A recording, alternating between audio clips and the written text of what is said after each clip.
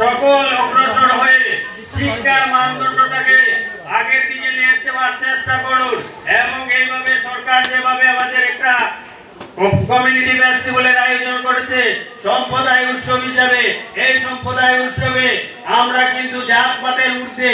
আমরা এক জাতি হিসাবে, আমরা ভারতবর্ষের নাগরিক, আমরা হয়তো আসামের মধ্যে বাস করি, আমাদের রাজ্যিক ভাষা হয়তো অসমীয়া হতে পারে, কিন্তু না, আমরা যদি এই আসাম রাজ্যে বাস করে আমাদের অসমের মান আমরা উন্নত করতে পারি, তাহলে ইতিহাসের পাতায় একদিন স্বর্ণাম করে লেখা থাকবে যে আসাম গভর্নমেন্ট প্রচেষ্টা করেছিল এবং ভারতবর্ষের এত রাজ্যের মধ্যে আমাদের আসামটাকে এতটুকু অগ্রসর করতে পেরেছে। আমাদেরও সুনাম হবে, সরকারের সুনাম হবে। সেই হিসাবে আমি কচিকাঁচা বাচ্চাদেরকে